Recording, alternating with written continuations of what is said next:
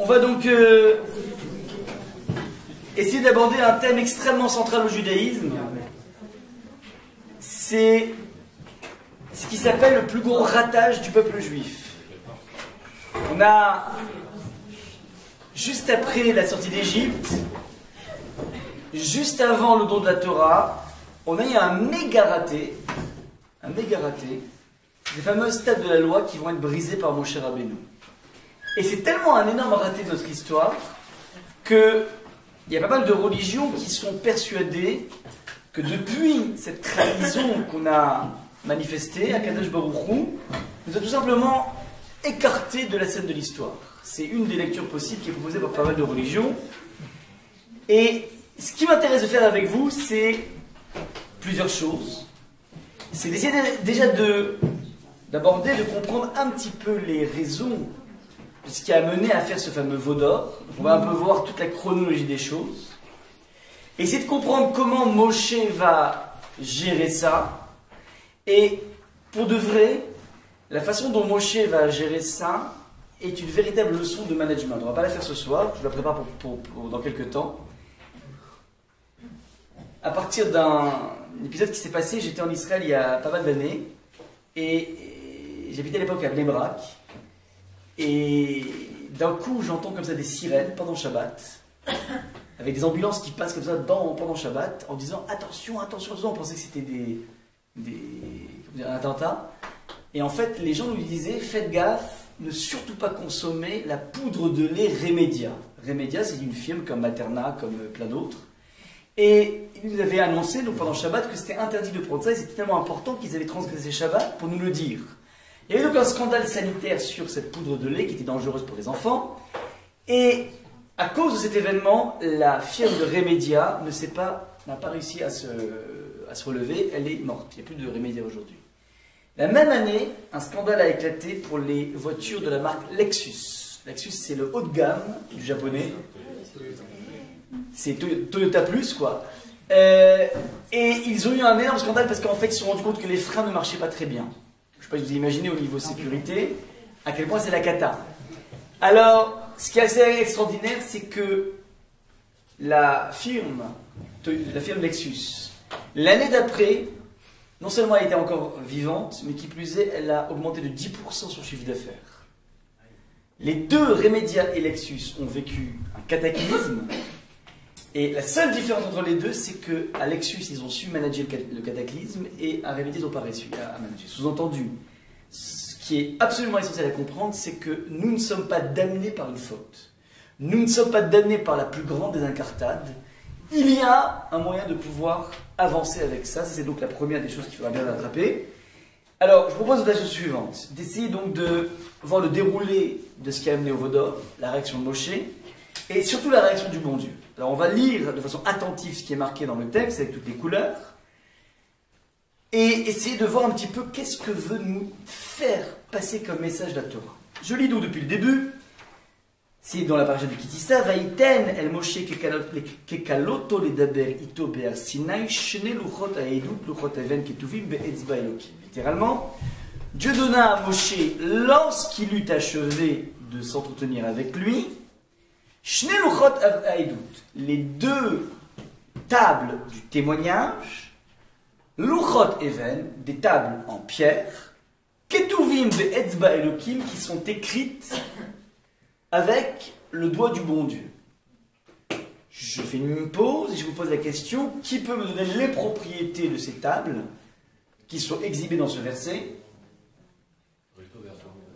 Il n'y a pas marqué ça. Ça c'est le titre, mais c'est pas ça. Non. Ce qui est marqué, ce qu'on a lu. Les lettres à l'intérieur, elles se donnent par elles-mêmes. Mais ça, c'est pas marqué ici. Ça viendra. Ah, je vois pas la question. Que nous dit le verset numéro 18 au niveau des propriétés des tables? Vas-y Myriam. Tu disais? Ah non, mais j'ai rien dit, mais j'ai entendu des voix, c'est Jeanne d'Arc. Elles sont en pierre, ensuite. Et quoi? Il y en a deux, elles sont doubles et ensuite elles ont été burinées, alors elles ont été écrites avec le doigt du bon Dieu. Très bien. On a trois propriétés, elles sont doubles, elles sont sur de la pierre et elles sont avec le doigt du bon Dieu. Jusque là vous retenez trois propriétés. le texte suivant nous dit la chose suivante. Vayaram qui boshesh Moshe. Le peuple a vu que Moshe tardait. La Redet min arbre de descendre de la montagne. Donc je vous rappelle le contexte. Moshe est monté 40 jours dans la montagne de Dieu. Il a reçu la Torah là-bas. Et il s'apprête à descendre et Hachem lui donne une sorte de petit présent qui s'appelle ses tables de la loi pour qu'il descende. Et étant donné qu'il n'est pas encore descendu, en bas, donc on a deux scènes, la scène en haut chez Hachem et la scène en bas chez les hommes. Les hommes attendaient Moshe, il n'est pas venu, donc c'est là que commencent les problèmes. Ils ont vu qu'il tardait. Vaïkael Aham el Aaron, ils se sont réunis autour de Aaron. Vayomeru elav kum aselanu Elokim asher yelchu lefanenu. Fais-nous un Dieu qui pourra aller devant nous, à notre tête. Qui zé Moshe aish asher eelu me'eretz Mitzrayim lo yadanu me'aya lo. On ne sait pas ce qui est devenu à Moshe.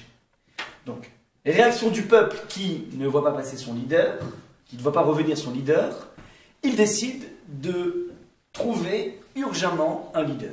Jusque-là, je n'ai pas grand-chose à dire. Je continue le texte. Alors, à ce moment-là, donc, il demande à créer ce leader, ce fameux veau, qui va sortir en veau. Aaron essaie de temporiser, et nous dit le texte, Vaïkar miyadam, et il va faire donc une quête d'argent et d'or, de métaux précieux. Vaïkar miyadam, nous dit le texte, il a pris de leurs mains, Vayatsar oto bacheret, il va les jeter dans un moule, Vayaseou egel masecha, et ça est sorti un veau d'or. Vayomeru ele Elohecha Israël, donc ils ont dit, les gens ont dit, voici tes dieux, ô Israël, Asher Elucha Meretzrem, qui t'ont fait monter d'Égypte. Ouais. Je continue le verset numéro 5. Vayar Aaron Vayiven Mizbeach Lefanav. Aaron a vu, il a construit un hôtel. Vayikra Vayomerchad Vashem Machar. Et pour temporiser, donc il a temporisé déjà en faisant une collecte de bijoux. C'est pas évident de se séparer de ses bijoux.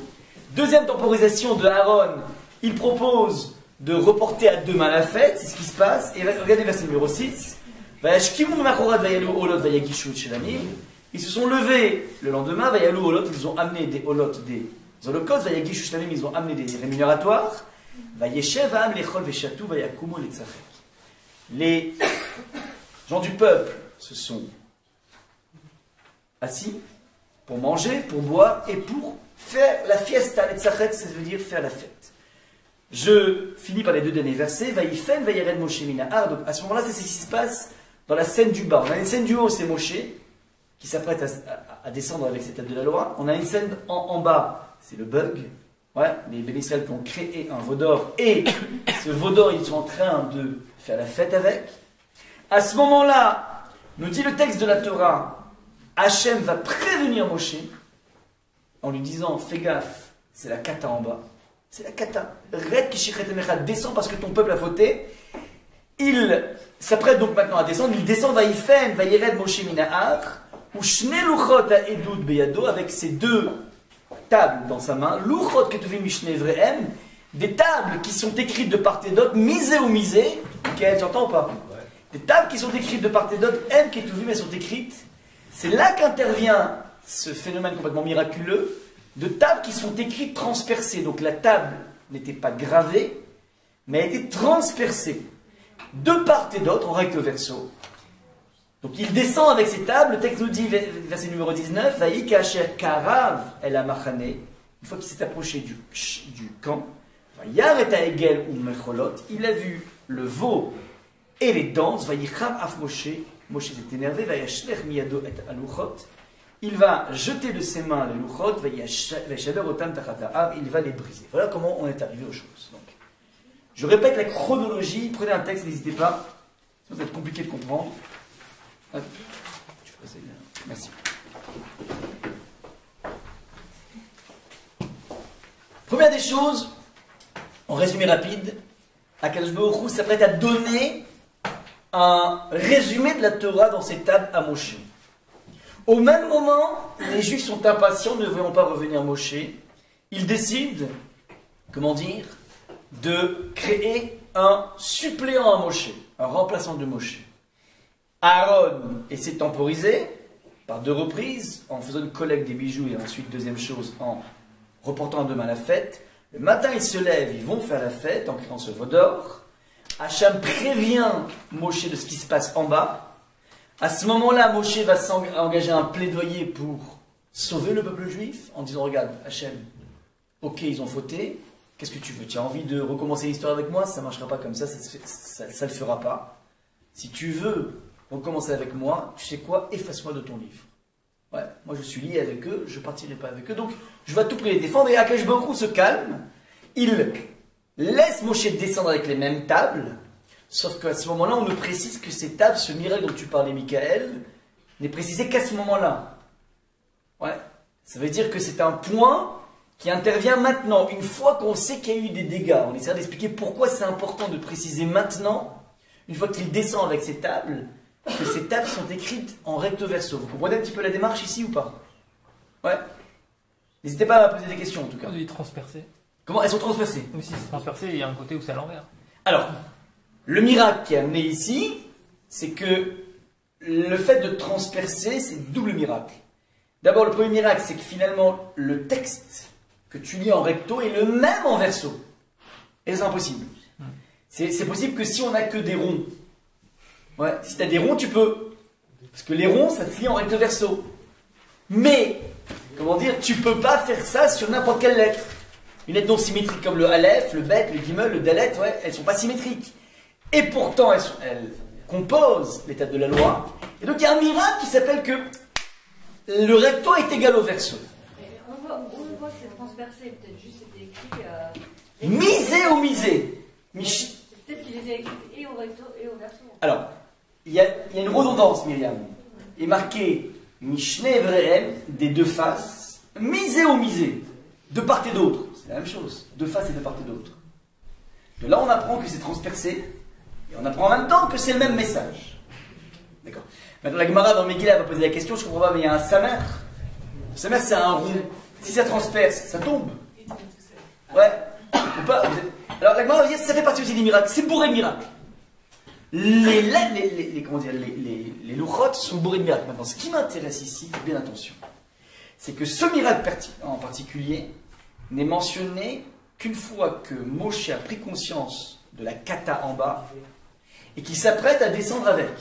Primo. Secondo, de façon méthodologique, à votre avis, ça rime à quoi de nous dire que ces tables ont un miracle, que le recto est égal au verso? Ça rime à quoi? Ils pouvaient les voir même dans Comment? On le voit, quel que soit où tu te trouves, ok. So what? So what? Pas tourner la face, c'est pas le problème. Bah non, la preuve, quand on monte la Torah, on la tourne, hein. Bon, alors ok, alors... Il n'y a aucune autre alternative Ça veut dire de les que- voir. On n'a pas besoin de faire d'efforts. C'est clair. Ok, alors elles sont proches de toi, maintenant. Ce que je veux vous amener ici à attraper, c'est la chose suivante. C'est évident que c'est un miracle. C'est impossible à faire. C'est impossible à réaliser au niveau de notre monde rationnel. C'est impossible, ça ne tient pas. Donc il y a un miracle qui est derrière maintenant. Si la Torah te précise que c'est un miracle, c'est pas pour te dire que le bon Dieu il est incroyable et il éclate David Copperfield. Parce que ça, j'ai pas besoin, c'est pas quelque chose qui va m'ajouter quelque chose, ça veut dire. Si la Torah te précise ce miracle, c'est qu'il va avoir une incidence essentielle dans ta vie. C'est important que tu saches que le message il est recto verso. Et c'est même essentiel vu ce qui s'est passé. C'est donc on pose la chose. C'est essentiel dans la mesure où il y a eu un dégât qui s'est passé, le Egel Zahav, et le fait que l'étape soit recto verso, eh ben, c'est ça qui va tout changer. Donc on entend ici dans l'exhibition de ce miracle, on entend le fait qu'il y a quelque chose qui va changer tout. Une sorte de thérapie. Voilà donc un petit peu une lecture, une première lecture de ce qui se passe. Maintenant, je vais reprendre les versets et essayer de décortiquer ce que l'on peut attraper par rapport à ces versets. Et en deuxième lieu, on essaiera de porter un regard tel que je l'ai appris donc de mon rave, un regard midrashique par rapport à ce misé au misé, vous allez voir tout de suite. Première des choses, dans le verset numéro 18, vous voyez ici que le texte dit Vaïten el Moshe kekaloto ledaber ito. Kekaloto ledaber ito. Donc je répète. Au moment où Moïse, Hachem a fini de parler avec Moïse, kekalato, Alors, il va lui transmettre les tables de la loi. Il y a une petite remarque qui est magnifique, qui est portée par Rashi, et qui peut nous renseigner de façon assez incroyable. Le texte dit, Kechaloto, nous dit Rashi, le mot Kechaloto, donc au début du document, vous voyez, est écrit sans vav. C'est-à-dire que dans une lecture du Sefer Torah, on pourrait lire Kekalato. Il y a ici une notion de Kala. Kala comme sa nouvelle épouse. La Torah lui a été remise en cadeau, comme l'épouse à l'époux, car il ne pouvait pas, dans un temps aussi limité, l'étudier dans tous ses détails. La remarque que fait Rashi ici est une remarque donc, qui vient exploiter l'anomalie du texte. On aurait dû avoir marqué Kaloto avec un vav au milieu, il n'y a pas ce vav. Ça laisse la latitude de lire Kalato. Sous-entendu, lorsqu'on te parle du moment où Hachem termine, au moment où il termine son entrevue, il a besoin de dire c'est comme une kala. Donc quel est le lien entre la terminaison et la kala? Petite parenthèse, les chalot veut dire terminer. Par exemple, on le voit tous les vendredis soirs, Vaïchoulou Hashamaim. Les cieux se sont terminés. Ouais. Donc là, kaloto c'est terminé, mais c'est en même temps kalato, c'est la même racine. Quel est le lien entre la fin terminée, la terminaison et la kala? Alors le lien très simple, c'est que finalement, on enterre sa vie de célibataire avec une kala, ça c'est vrai. Ouais. Mais il y a quelque chose de plus profond, évidemment. Qu'est-ce qu'on entend par kala et les chalot et terminé? C'est quoi kala et terminé? Alors l'idée est la suivante. Comment? Il y a une union, en fait, dans les deux cas. Quand on a reçu la Torah, on a une union avec Hachem, et là, ça peut être... Alors, c'est vrai qu'il y a une union, c'est une notion de mariage. Mais pourquoi il y a un lien entre le fait de terminer, puisque kala veut dire à la fois une femme et aussi une terminaison? Quel est le lien? Alors, l'idée est la suivante.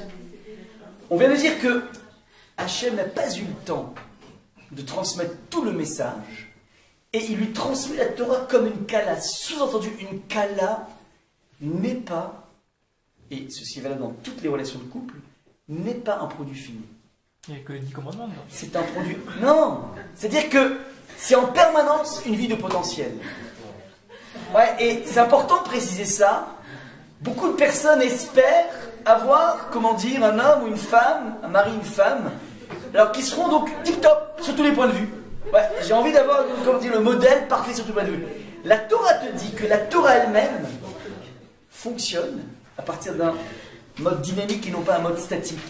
Ouais, c'est pas une image, c'est pas un état, c'est un potentiel de dynamique. C'est le premier point.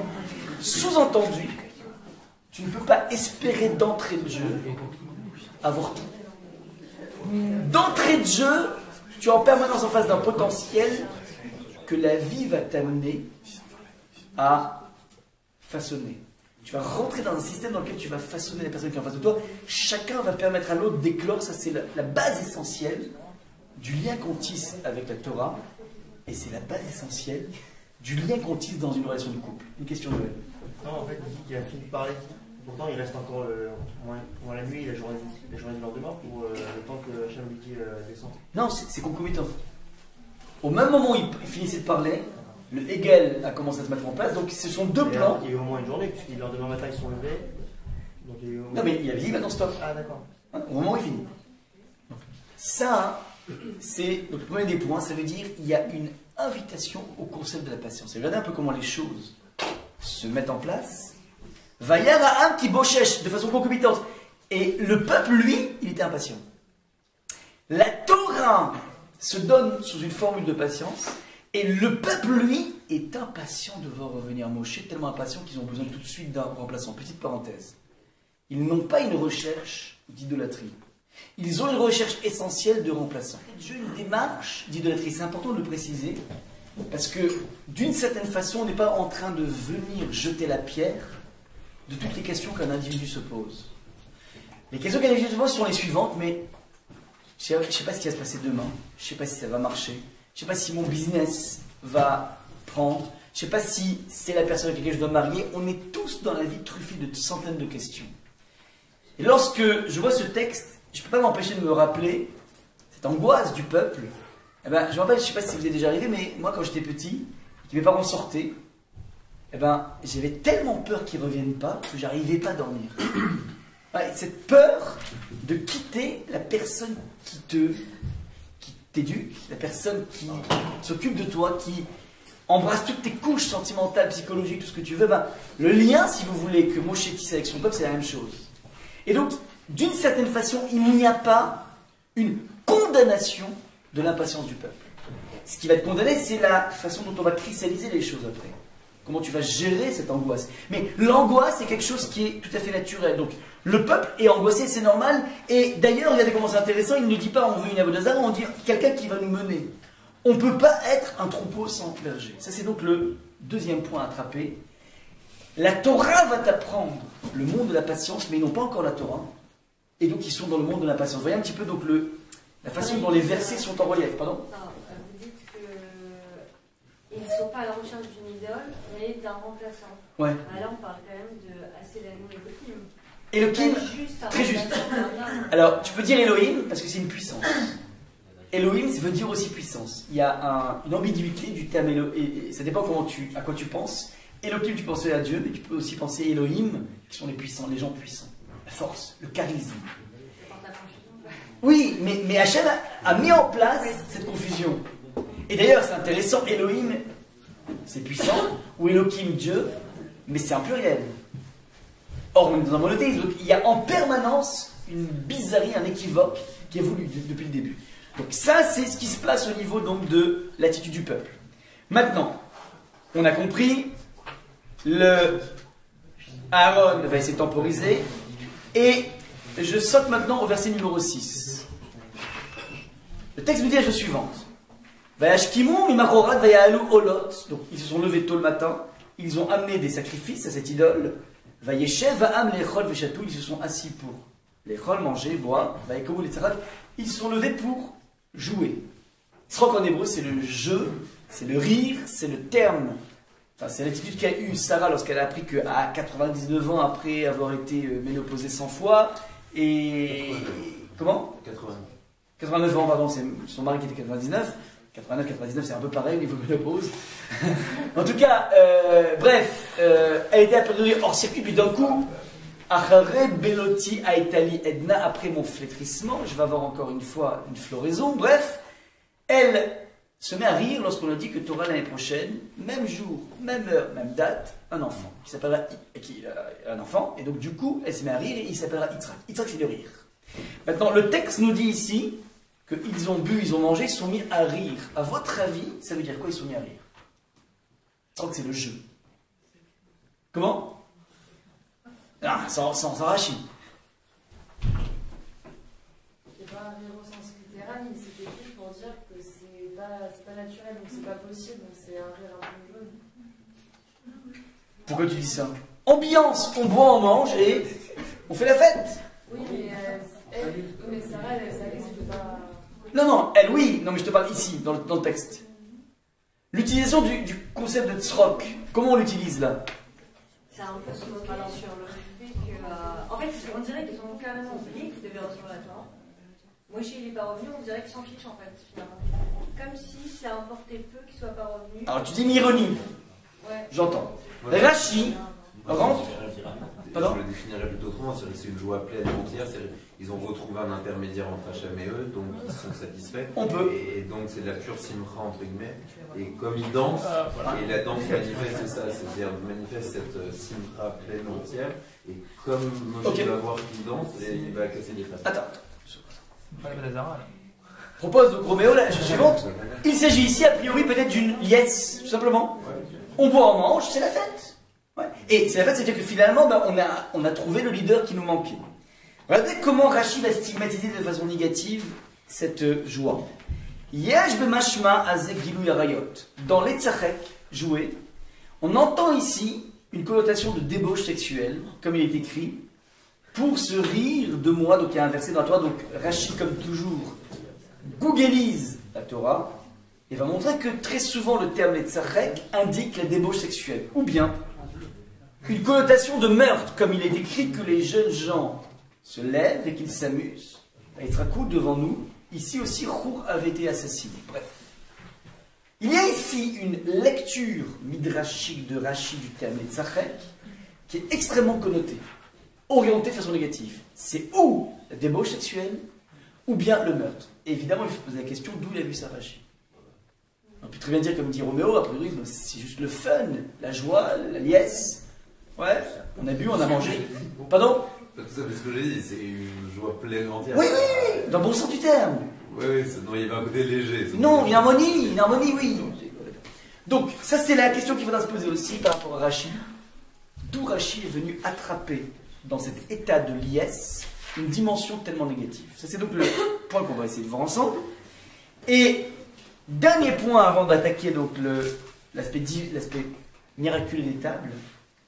Vous voyez que, je pose la question suivante, à votre avis, qui a initié, enfin ce qui est marqué dans le texte, qui a initié cette recherche d'un remplaçant de Moshe?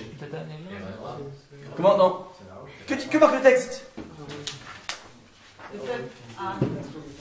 Vayara'am, c'est le peuple. Le peuple a vu que Moshe tardait. On est d'accord ou pas? Maintenant, dans les littératures théraïques, Ha'am, mais c'est pas le peuple dans sa totalité. C'est ce qu'on appelle le Erev Rav, c'est-à-dire les... Pardon? Mais on les coupe pas. Il dit 3 fois. Michael, mais tu parles trop lentement. Trop... Pas si fort, pardon. Faut te faire entendre, Michael, n'aie pas peur. Approche-toi. Donc, il s'agit ici de Erev Rav. Erev Rav, c'est-à-dire, c'est la frange de la population juive qui sont ce qu'on appelle les nouveaux juifs. C'est quoi les nouveaux juifs? Ce sont des personnes qui étaient des Égyptiens à la base et qui ont été tellement frappés par la sortie d'Égypte qu'ils ont décidé de se convertir. Alors attention, lorsqu'on dit ça, on n'est absolument pas en train de dire s'il y a un problème dans le peuple juif, c'est la faute aux autres. Ouais, la faute aux convertis, pas du tout. Je te dis pourquoi. Parce que quand on rentre bien dans ce qui s'appelle la psychologie du converti de l'époque, on se rend compte qu'il a une double motivation. Et c'est quelque chose que l'on retrouve aussi aujourd'hui dans notre adhésion à la Torah. Je m'explique. Les convertis de l'époque ont été fascinés par la puissance du bon Dieu, la puissance de cette interférence dans la nature, les plaies pendant 1 an, toute cette faculté de pouvoir devenir la cadence du monde. Ça, c'est ce que les personnes ont vu, c'est-à-dire une connexion à la vérité ultime.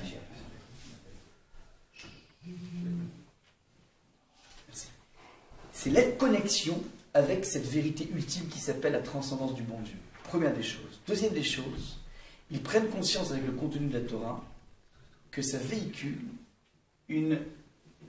un véritable sentiment au niveau humanisme. Il y a quelque chose de grandiose dans les idées véhiculées par la Torah. Il y a quelque chose de profondément séduisant. Ça veut dire qu'il y a un double choc qui attire un individu par rapport à la Torah. Le premier, c'est la puissance de la vérité et qui est presque du domaine de la crainte. Il y a une vérité trop puissante, trop forte, je ne peux pas ne pas adhérer. J'ai peur de ne pas adhérer. Premier axe. Deuxième canal, si vous voulez, un individu peut être mu, et c'est ce qui se passait chez le RRAF par le fait qu'il y a quelque chose de grandiose dans la Torah. Ce sont les deux mobiles qui amènent un individu à se convertir à l'époque de la sortie d'Égypte, mais qui amènent aussi un individu aujourd'hui à revenir à la Torah ou se convertir, c'est un peu la même chose. On est mu par deux courants d'une certaine façon. On sait au fond de nous qu'il y a quelque chose de complètement incroyable dans l'histoire du peuple juif. Et même si tu es juif traditionnaliste, tu sens qu'il y a quelque chose de vrai dans la Torah. Et une vérité qui devrait s'imposer, qui devrait t'imposer quelque chose. Première chose. Deuxième chose, c'est vrai que la Torah a des accents tellement sublimes qu'elle fait envie. Ce sont deux mobiles, comment dire, qui peuvent nous amener à être attirés par la Torah. Pourquoi je précise ça? Pour bien vous dire que on n'est pas en train de dire le problème c'est les autres. C'est chez l'homme.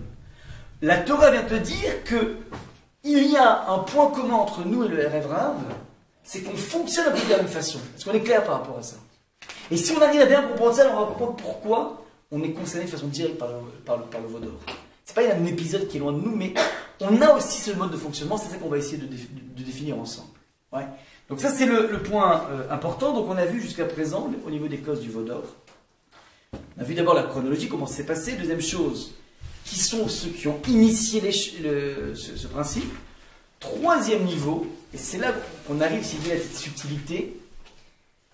Qu'est-ce qui fait que, regardez bien dans le texte, le verset numéro 19, pardon, qu'est-ce qui pousse Moshe à briser les tables? Il s'est énervé quand il a vu tout ça. Il s'est énervé quand il a vu tout ça. C'est un petit peu trop gros. C'est surtout quelque chose de subtil. Ils sont joyeux de faire la Vodazara. C'est une danse. Oh, regardez bien dans le texte. Ce n'est pas le veau d'or qui lui fait briser les tables. C'est que c'est un veau d'or qui est accompagné de danse. Et explique sur place le Sporno, commentateur majeur du Moyen-Âge. Il dit que parce que ça répond aussi à une question. Moshe savait déjà par Hachem que ça buguait en bas. C'est déjà la cata en bas. Maintenant, pourquoi il n'a pas d'ores et déjà brisé les tables avant? Comment? Il essayait de faire tes choix entre temps. Il ne savait pas qu'ils étaient joyeux. Non, il ne savait pas qu'ils faisaient des danses. Voilà. C'est le point danse, c'est qui gêne. Alors pourquoi c'est tellement une différence? Que tu fasses une avodazara et que tu danses, avec danse ou sans danse, quel est le problème? Élément de réponse, la danse est toujours l'expression d'une joie, mais ça veut dire qu'il y a quelque chose, il y a une mobilisation de toutes les couches de ma vie, de mon existence. Il y a ma couche intellectuelle, c'est danser, exprimer quelque chose par la danse, c'est essayer de montrer que l'événement, me saisit totalement. Il y a une sugya dans la Gemara qui s'appelle Keitzad Meragdim Lifnei Akala. Comment on danse devant la Kala, devant la mariée? C'est un débat entre Beth Shammai et Beth Hillel absolument fascinant. Mais c'est quoi Keitzad Meragdim? Comment on danse? Ça veut dire de quelle façon la plus belle tu vas exprimer ce don que tu fais au marié et à la mariée, cette ambiance que tu mets. Tu dois être, transporté par les danses pour donner quelque chose au marié et à la mariée. C'est ça qu'on attend de toi, donc il y a toute une soirée pour pouvoir étudier un de ces quatre. Mais ce qui est important ici, c'est que s'il y a danse, ça veut dire que tout ton être est impliqué dans la chose. Ça, c'est le point qu'a vu Moshe. Sous-entendu, il n'y a pas simplement une recherche d'un leader, il y a une façon de considérer que le leader, qui devrait tout simplement être un moyen qui me permet d'accéder à Hachem, ce leader est devenu lui-même une fin en soi. C'est ça en fait le principe de la Vodazara. La Vodazara intervient partout, ou lorsque tu transformes un moyen en but. Un moyen est là toujours pour t'amener à un but, mais lorsque tu prends ce moyen et tu le sacralises, alors d'une certaine façon tu rentres dans une perspective de la Vodazara. Je donne des exemples. On peut créer de son boulot une Vodazara. Un boulot est là tout simplement pour t'amener un certain matelas financier, pas que, il te permet de pouvoir faire quelque chose dans ta vie. Mais si tu es trop frénétique dans ton boulot, tu vas pas te transformer un moyen en but. Il faut toujours être capable de voir, mais pourquoi je fais ça? La limite est extrêmement délicate. Le contact avec Moshe lui-même est délicat. On a du mal à cerner quelle est la place de Moshe, quelle est la place du bon Dieu. Dans la vie, c'est comme ça.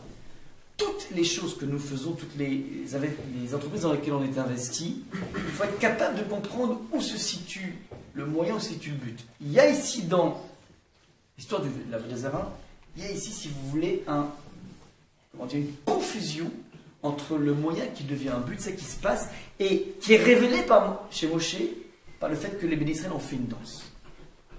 Jusque-là, le descriptif de ce qui s'est passé et des agents qui ont mis en place. On va s'interroger maintenant et comprendre pourquoi, une fois que Moshe Rabbeinu apprend le désastre, alors à ce moment-là, la Torah nous précise une quatrième propriété des tables de la loi. Rappelez-vous, on avait dit qu'elles étaient en pierre, qu'elles étaient doubles et qu'elles étaient écrites avec le doigt de Dieu. Puis d'un coup, au moment où on va les présenter au peuple, on a besoin de dire qu'elles étaient misées au misé, écrites de part et d'autre. C'est le point qu'on va essayer de développer ensemble. Voilà. Le Midrash, comme je vous l'ai promis, va faire une remarque, toujours avec cette façon de googliser la Torah, tout le Tanakh, en disant que l'expression misé au misé que vous avez ici en bleu, dans le verset numéro 15, se retrouve dans un épisode de Esther. Esther, vous vous rappelez, ça se passe en moins 518 avant Jésus. On avait reçu l'autorisation de monter en Israël par Cyrus et de reconstruire le temple. On était sorti de l'exil des 70 ans en Babylonie, donc du temple qui avait été détruit. On s'apprête à remonter. À ce moment-là, intervient un rempart qui s'appelle Achashverosh et Haman, qui propose pour la première fois dans l'histoire du peuple juif une solution finale. Il décide de prendre le peuple juif et les Hashmid, les Harog ou les Abed, de l'exterminer, les Harog de le tuer et les Abed de le faire disparaître, demande le Gaon de Vilna au XVIIIe siècle. Ça veut dire quoi, exterminer, tuer et faire disparaître? C'est un pléonasme. Réponse du Gaon de Vilna qui fait frémir. Les Hashmid, c'est exterminer. La Harog, c'est utiliser les corps à des fins industrielles. Et les Abed, c'est faire disparaître l'esprit juif, la culture juive. C'était les trois piliers d'extermination de Hitler. Ouais. Donc, ce que propose Haman, avec cette lecture du Gaon de Vilna du XVIIIe siècle, c'est exactement le principe de la solution finale. Ça, c'est ce qui se passe à l'époque de Esther, en moins 518 avant Jésus. Maintenant. Arrive ce décret d'extermination. Mordechai, qui apprend par des missives ce décret d'extermination, enlève ses habits et se vêtit de, comment dire, d'habits de deuil. Et il va en pleine place publique et exhiber le fait qu'il porte le deuil par rapport à cette annonce absolument terrible. C'est une façon d'accuser le coup. À ce moment-là, Esther, qui était encore dans le coton du palais, n'était pas au courant de ce décret d'extermination, puisqu'elle était à l'intérieur du palais. Elle voit qu'il y a du brouhaha autour de Mordechai et il s'est revêtu de ses habits de deuil. Elle envoie un messager pour demander qu'est-ce qui se passe? Pourquoi tu portes le deuil? Qu'est-ce qui s'est passé? Et le texte dit la chose suivante, vous regardez bien en hébreu. Vatikra Esther la Atar misarissa al-melech asher ehemid lefanea. Alors Esther appela Atar, un des eunuques du roi qu'on avait attaché à son service, et le dépêcha à Mardoché pour savoir ce que cela voulait dire et pourquoi cette manière d'agir. Donc c'est la question, mais regardez comment ça donne en hébreu. Vatetzave ou al Mordechai la date, elle a voulu savoir mazé ve'al mazé. Mazé, c'est quoi? Mazé. Ve'al mazé. Et c'est sur quoi? Ouais. Maintenant, jusque-là, on comprend l'étonnement de Esther, c'est-à-dire, pourquoi ça? Enfin, c'est quoi ça? Et c'est dû à quoi? C'est le phénomène et sa cause, classique, c'est une question classique. Sauf que les maîtres du Midrash, avec cet esprit Google, vont dire, attends, mais c'est bizarre, mazé, val, mazé, mazé, mazé, mazé, ça me rappelle quelque chose. Ça me rappelle un épisode dans la Torah où on te parle de non pas mazé et mazé, mais misé ou misé. Quelle époque? Quel passage? Le passage qu'on vient de voir, que ces tables étaient misées ou misées de part et d'autre, recto verso. Donc il y a mazé, mazé, misé, misé. Voilà ce que fait le Midrash. Et donc, il y a ici ce qu'on appelle un message subliminal qui est envoyé par Esther et qui vient dire, sous-entendu, lorsqu'elle parle, c'est pas qu'elle a consulté un dictionnaire de citation, tout simplement qu'elle est en train de signifier quelque chose. Et vient nous dire le Midrash, le signifié de Esther, c'est la chose suivante. La da'at mazé val mazé, elle lui dit de dire à Mordechai que depuis l'histoire du peuple juif, nous n'avons pas connu une telle souffrance. Serait-ce parce que les enfants d'Israël ont délaissé les tables de la loi, à propos desquelles il est écrit misé ou misé. Voilà un petit peu ce qui est marqué ici dans le Midrash. Flip total du plus grand rabbin de l'époque, et il entérine la chose avec un habit de deuil. Et à partir de là, Esther arrive et elle nous crée une connexion incroyable entre ce moment de danger ultime, ce moment de terreur, ce moment de grande angoisse, de déprime, et le miracle des tables de la loi qui sont écrites de part et d'autre. C'est ça qu'on va essayer de comprendre maintenant. Tout démarre à partir, on est en résolution maintenant, tout démarre à partir de ce qu'a dit Rashi, que les Echadaam, donc ce peuple, ce Erev Rav, a mis en place un Egal Zahav, et il s'est mis à boire et à manger, mais plus que ça, boire et manger, il s'est mis à jouer. C'est quoi jouer? Le dirachi, c'est tout de suite. Shfichut damim, ça veut dire tuer, et c'est tout de suite, on avait dit dans Rashi, c'est cette faculté de dépravation sexuelle. Quel rapport entre le jeu, le fun, et la dépravation sexuelle? Alors déjà, je vous donne d'ores et déjà des liens. C'est pas évident que ça, c'est-à-dire, regardez un petit peu comment à l'époque de Rome, tous ces combats de gladiateurs qui étaient faits en place publique, les personnes qui achetaient leur vie en luttant contre un lion, rappelez un petit peu tous ces films qu'on a vus, Gladiateur, c'est aussi un des films qui parle de ça, c'est-à-dire que devant une foule entière, avec des notables, avec toutes les personnes entières, assister de façon tragique à la mort ou à la survie d'un individu, et sous-entendu derrière ce jeu incroyable, un petit peu comme le foot d'aujourd'hui, mais sans qu'il y ait de meurtre, il y avait un enjeu qui s'appelle la mort. Ouais, qui s'appelle un individu qui va mourir. Ça veut dire que il peut exister dans le monde du divertissement un débouché. C'est-à-dire qu'on peut aussi se divertir malheureusement lorsqu'il y a des conséquences absolument néfastes.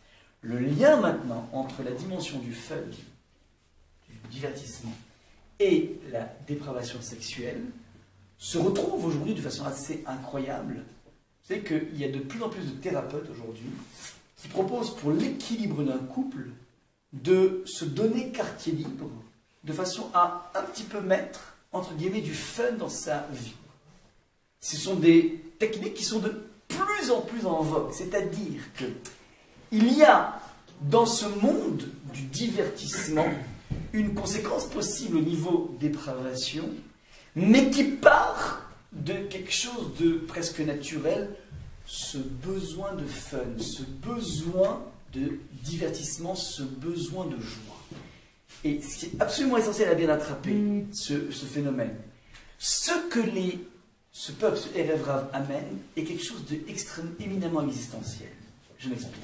On a dit que ce Erev Rav, cette frange de la population, a débarqué dans la Torah par à la fois peur, électrochoc de la vérité, et en même temps fascination des idéaux humanistes. Maintenant, c'est vrai que lorsqu'une vérité est puissante, elle a quelque chose d'extrêmement attirant, mais en même temps qu'elle a quelque chose d'attirant, fondamentalement, ça n'a pas l'air très sympathique. Je m'explique. Le monde du vrai, le monde de la vérité, je vais même dire mieux que ça, le monde de la Torah, est quelque chose qui, a priori, semble insipide. Et si vous voulez vous en convaincre, il ne faut pas se mentir, un individu qui ne fait pas Shabbat et qui se met à faire Shabbat, c'est complexe. Tu peux être dopé au début par les nérotes et tout ça, mais au bout d'un moment, c'est complexe. Il ne faut pas se leurrer, les lois de pureté familiale, c'est complexe. C'est pas du tout finger in the nose, doigt dans le nez. C'est quelque chose qui est complexe, et surtout pour un jeune couple, je ne suis pas en train de démotiver quiconque, j'ai formé plein de khatanim, mon épouse aussi, on forme, et on prévient systématiquement les personnes, sachez que ce n'est pas évident. Ça veut dire que la prise de conscience d'une vérité et le fait de l'assumer crée chez l'individu une certaine hantise, une certaine peur de se dire mais j'ai l'impression que je vais perdre ma liberté, j'ai l'impression que je vais perdre mon goût de vie. C'est ça qui se trame lorsqu'on est en face de quelque chose qui est une vérité qui s'impose. Je suis éminemment convaincu que c'est vrai, mais j'ai juste peur de ne plus sourire à la vie. C'est quelque chose, c'est une démarche qui est existentielle. Tout individu qui aborde la Torah, quel que soit son niveau, est mu par deux mouvements. Un mouvement vers, un mouvement contre. Un mouvement vers qui s'appelle il y a quelque chose de vrai, un mouvement contre qui s'appelle mais ça n'a pas l'air sympathique. Ouais, nous, les hommes noirs, on n'a pas l'air très sympathique. Ouais. Benny Lévy disait comme ça, c'est que Benny Lévy a fait élève de Sartre, avait fait une tchouva spectaculaire, et j'ai eu la chance de le connaître quand j'étais en Israël, et sans arrêt, lorsqu'il enseignait donc à l'Institut Lévinassien, il était donc vraiment dans son accoutrement d'orthodoxe, avec la chemise blanche, le pantalon noir, vraiment dans tout cet accoutrement, et sans arrêt il disait, ah ouais, vous avez peur des hommes noirs, vous avez peur des hommes noirs, il parlait à l'auditoire, arrêtez d'avoir peur des hommes noirs, bref. C'est-à-dire que c'est vrai qu'il y a une certaine idée, une certaine image d'austérité qui se dégage. Eh ben, cette austérité qui se dégage, qui fait presque peur, crée chez l'individu ce réflexe qu'ont le Erev Rav. Le Erev Rav a voulu proposer l'idée incroyable qui est la suivante. Pourquoi ne pas concilier monothéisme, respect de la Torah, et se garder une petite idole?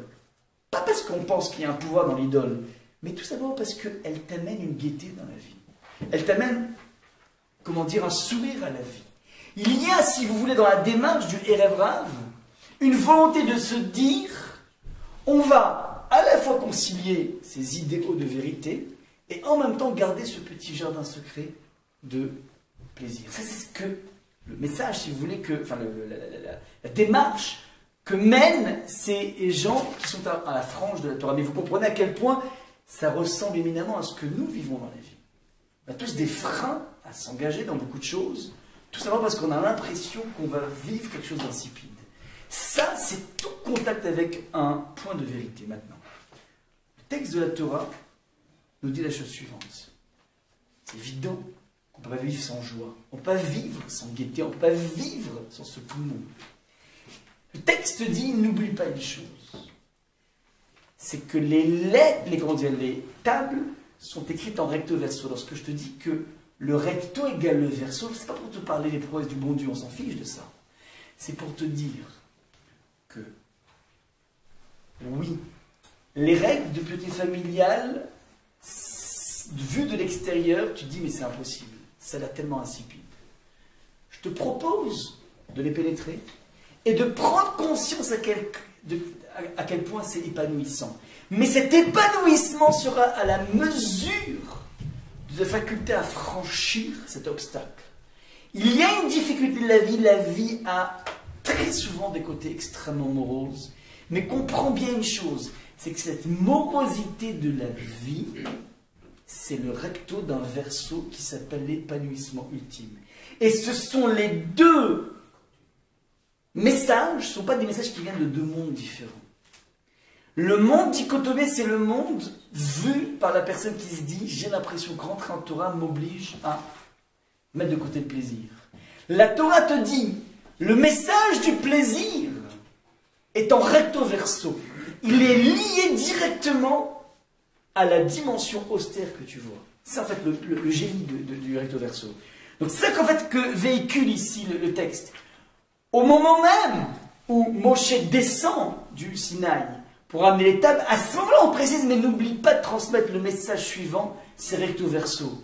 Ça veut dire que vous avez besoin de fun, je comprends, mais le fun tu peux le trouver à l'intérieur même de cette quête de vérité. C'est pas antinomique. Ça que dit Moshe maintenant, il arrive et donc il était prêt à leur proposer ce message. Une fois qu'il voit que les choses ont pénétré de façon tellement forte qu'ils sont capables de danser, ça veut dire qu'ils ont une harmonie, comment dire, dans cette déviance. À partir de là, alors ils décident de briser les tables. Ça veut dire qu'il n'y a plus cette faculté de pouvoir leur proposer ce mariage entre la dimension du vrai et la dimension du plaisir. Ce ne sont pas deux mondes différents. Dire que le recto égale le verso, c'est signifier que fondamentalement, la difficulté du Shabbat, qui est une difficulté objective, c'est le relief du délice du Shabbat. Ce n'est pas deux mondes différents. Ouais. La difficulté de la cacheroute, de tout ce que tu vas faire dans ta vie, la difficulté d'une étude de Torah, le labeur, la sueur que tu vas dégager pour comprendre un texte, eh ben, il est intimement lié, de façon intrinsèque, au plaisir et au contentement que tu vas récupérer. Ça, c'est ce qui se passe ici au niveau de misé au misé. Comment Esther va importer ce misé au misé en traduisant almazé almazé? Elle va dire la chose suivante, c'est un message magnifique. Nous sommes en plein exil. On a une épée de Damoclès qui s'appelle la solution finale qui plane sur nous.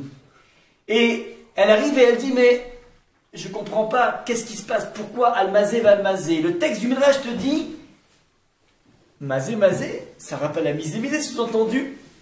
Est-ce que vous auriez transgressé les tables de la loi qui sont marquées mazé et almazé? Misé ou misé, pardon. Donc je répète. Elle transmet un message subliminal. C'est quoi ça? Et elle fait référence à l'étape de la loi. Si, faites attention, si c'était juste pour nous dire « Ah, il vous arrive des tuiles parce que vous n'avez pas respecté la Torah », Elle n'a pas besoin de faire passer le message en disant masé, masé, misé, misé. Qu'est-ce qu'elle véhicule à votre avis? Je ne sais pas si vous voyez un petit peu la subtilité. Si le message de Esther est un message moralisateur qui s'appelle ah, vous êtes mal tenu, donc il y a un problème. Vous avez une solution finale parce que vous êtes mal tenu. Si c'était ça qu'elle voulait dire Esther, elle aurait pu très bien dire, prendre le micro et dire, voilà, écoutez, il faut qu'on fasse tchouva parce que, en fait, s'il nous arrive ça, c'est qu'on a fauté. Esther dit autre chose. Je ne sais pas si vous voyez la subtilité. Esther vient dire, apparemment, vous êtes en train de vivre maintenant un état extrêmement dur de déprime, de se dire qu'il y a une solution finale. Apparemment, vous avez peut-être pas pris conscience suffisamment du message misé ou misé. C'est-à-dire, Esther n'est pas en train de culpabiliser le peuple juif, elle est juste en train de leur dire la chose suivante, c'est ça qui est génial, c'est un message de coaching. Elle leur dit, vous vivez un moment insipide, la raison on ne sait pas. On n'est pas forcément à même de comprendre. Mais sachez une chose, c'est que les moments les plus insipides de la vie, c'est masé ou misé, c'est-à-dire, c'est peut-être un moment qui porte en lui un germe de la plus grande du plus grand des sauvetages, du plus grand des plaisirs. Masé al masé, misé ou misé, c'est-à-dire, ne t'attache pas trop, ne t'engonce pas trop dans tes problèmes. On a tous des problèmes, des soucis, des angoisses. Et qu'est-ce que je vais faire avec ce mari, qu'est-ce que je vais faire avec cette femme et avec cet enfant, et avec toutes les zones de difficulté de la vie, avec la santé, avec le business, avec la couche de données, ce que tu veux. Sache une chose, c'est que c'est un état de fait d'être dans un état dans lequel tu as mal, et ça tu es angoissé, et c'est tout à fait légitime, il n'y a pas une honte d'être angoissé dans la vie. Mais sache une chose, c'est que chaque angoisse et chaque problème porte forcément mal misé ou misé, forcément en lui, et forcément, si vous voulez, le relief d'une réalité qui s'appelle une réalité profondément excitante et magnifique. En fait, si vous comprenez ici ce que vient de dire Esther, Esther n'amène pas un discours moralisateur. Le discours moralisateur, c'est valable pour les rabbins d'aujourd'hui, qui adorent culpabiliser l'auditoire. Bon, je fais pas partie, mais en tout cas, il y a beaucoup de gens qui adorent culpabiliser. Ce qui est magnifique chez Esther par rapport à une solution finale, elle ne vient pas leur tirer les oreilles en disant vous êtes mal comporté, elle va dire faites gaffe. Il y a un danger maintenant, il y a une angoisse, il y a une peur du lendemain. Comprenez une chose, c'est que la peur du lendemain est peut-être révélatrice d'une source de jaillissement de joie absolument incroyable. D'ailleurs, c'est incroyable. À l'issue de cette solution finale, on va accoucher un tout nouveau type de Kabbalat Torah, de don de la Torah. On parle ici de la Kabbalat Torah de Kitissa. On va accoucher une Kabbalah historique incroyable, la Kabbalat Torah, don de la Torah, à l'époque de Purim, de Achashverosh. C'est ce qu'on appelle la Kabbalat Torah Be'ahava, c'est-à-dire que la Torah a été donnée avec cette forme de vente forcée, puisqu'Hachem nous a retourné la montagne pour nous obliger, pour nous convoquer à cet impératif. Et ça, c'était historique, et c'était tellement une vente forcée que nous dit le Ramban, que les Juifs, lorsqu'ils sont sortis, ils ont été expulsés d'Israël. Maintenant, le ramène, enfin la Torah le ramène. Lorsqu'ils sont rentrés de Babylonie vers Israël pour le deuxième baït, tous les Juifs étaient mariés avec des goyotes. Ils sont tous mariés avec des goyotes. Ils sont tous mariés. Demande les commentateurs, mais comment c'est possible que les Juifs se sont mariés dès qu'ils sont sortis d'Israël, ils sont mariés des goyotes. Et le Ramban explique que la vente de la Torah était tellement forcée que quand tu fais une vente forcée à quelqu'un, tu es obligé de donner un lot de consolation. Et les... Comment? À l'autre consolation. C'est quoi l'état d'Israël? L'état d'Israël. L'état d'Israël. La Torah imposée tellement forte que c'est sous-entendu qu'il nous donne l'état d'Israël. Une fois qu'on a quitté Israël, donc du coup, puisqu'on n'a plus l'autre consolation, donc il n'y a plus d'impératif de mitzvot. Ouais. Ça veut dire que on a reçu la Torah de façon forcée, on va la recevoir historiquement en moins 518 de façon volontaire, bien avatanes dit Rachid, c'est-à-dire que on va dans cette lecture de la solution finale être capable de comprendre que c'est le revers d'un jaillissement qui va nous permettre d'aller beaucoup plus loin que l'état initial. Nous étions un monde juif qui était soumis à un régime par une Torah donnée depuis Moshe Rabbeinu. On va sécréter une toute nouvelle Torah parce que justement, grâce à Esther et Mordechai, on a réussi à comprendre le revers des choses. Miser ou miser, ça c'est le point qui se met en place. Je finit ici sur ce que nous, on doit attraper par rapport à tout ce devoir Torah. Je vous ai marqué ici dans le texte 2 choses. Je vous ai marqué, je ne sais pas le texte, mais c'est pas grave, enfin, la fin du texte, je l'ai changé. Je peux vous montrer juste l'éducation, auto-éducation, non, voilà. Éducation et auto-apprentissage, merci. Éducation et auto-apprentissage.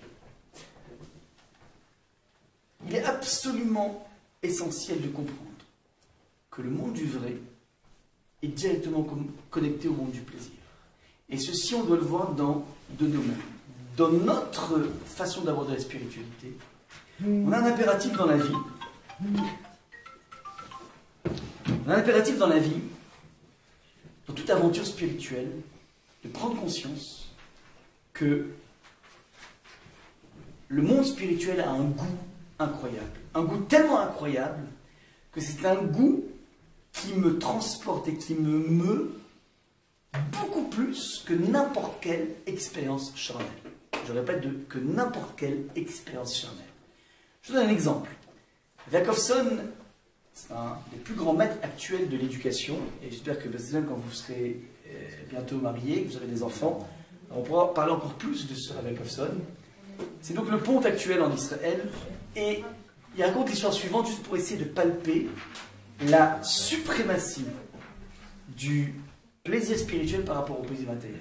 Il raconte que dans son petit quartier, un jour est arrivée une famille dont, que Dieu préserve, un des enfants était trisomique. Et donc, les parents s'occupaient évidemment beaucoup plus de l'enfant trisomique que des autres enfants, et c'était dur pour les parents. Et donc, les habitants à côté ont décidé, comme c'était des personnes religieuses, ils ont l'habitude de donner, de s'occuper des autres, ils ont dit, venez, on se met ensemble, tous les enfants qui ont un enfant tous les parents qui ont un enfant du même âge que la fille trisomique en question, eh ben, chacun des enfants va donner 1 heure par semaine pour s'occuper de l'enfant de façon à alléger les parents. Et c'est pas besoin d'avoir des copines, ainsi de suite. Et voilà donc ils ont mis en place un tour, et arrive donc le jour de la fille de Rabbi Jacobson, qui rechigne évidemment pour y aller en disant non papa, je voulais voir mes copines, tati, je jouais, ainsi de suite.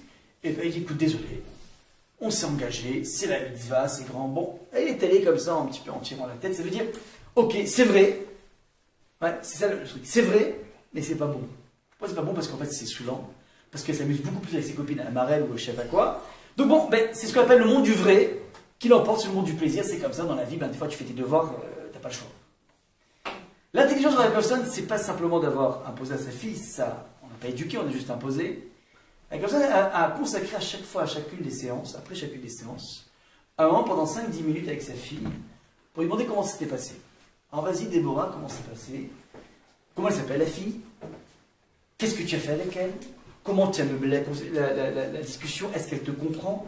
Est-ce qu'elle a des difficultés à parler? Raconte-moi comment elle est. Donc 5-10 minutes comme ça pour faire un topo. Deuxième séance. Ah, au fait, tu as pensé à lui donner les bonbons que je t'avais laissés? Ouais. Et comment elle a réagi?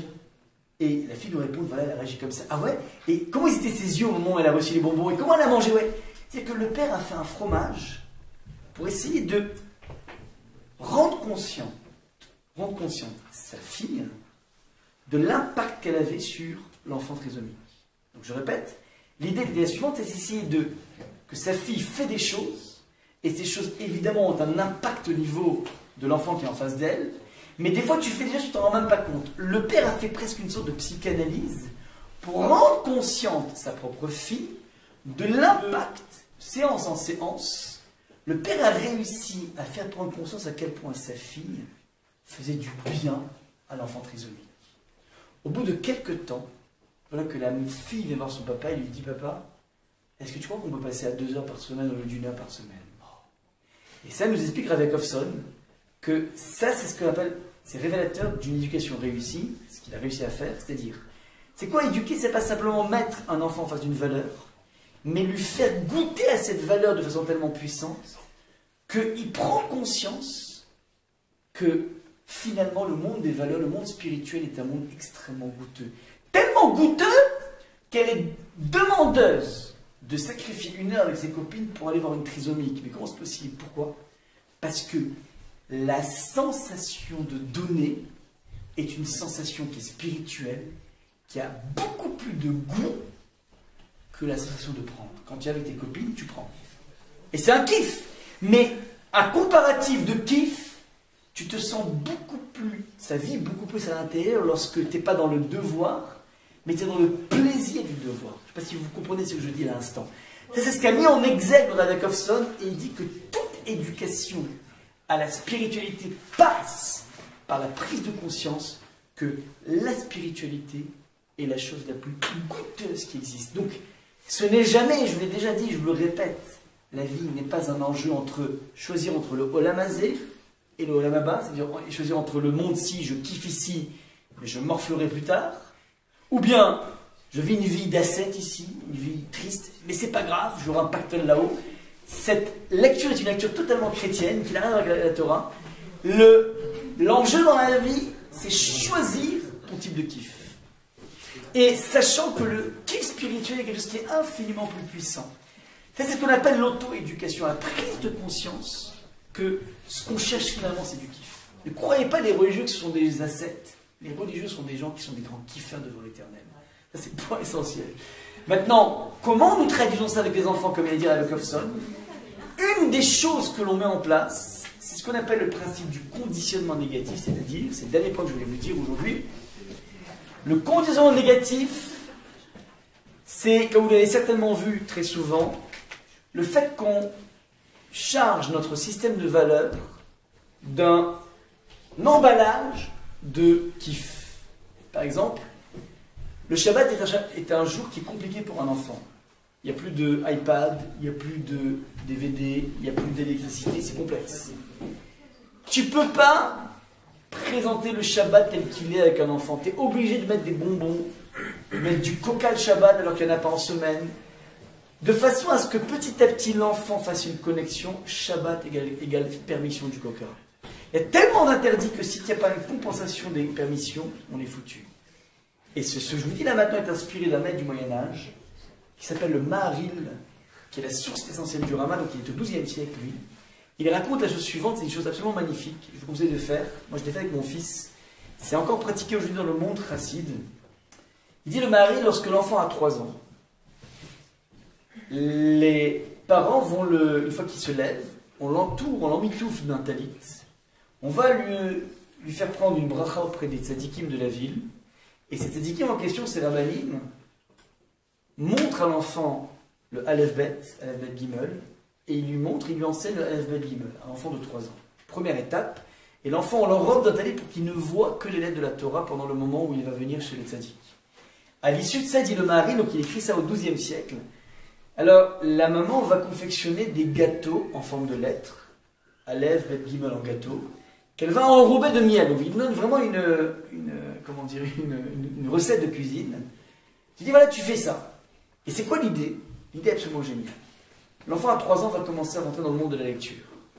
Vous savez que c'est très complexe pour un enfant de s'asseoir sur une chaise et de faire un travail. Ça demande un travail fou, il faudrait demander à des puéricultrices, mais le temps de concentration d'un enfant, c'est pas plus que 3 minutes. Il ne peut pas rester plus que 3 minutes. Et c'est un temps qui est de plus en plus petit avec le monde des WhatsApp, le monde des bips, enfin, le monde des SMS. Ouais. C'est qu'on est de plus en plus divertis, qui fait qu'on a de moins en moins de puissance de concentration, et les enfants pareil. Ouais.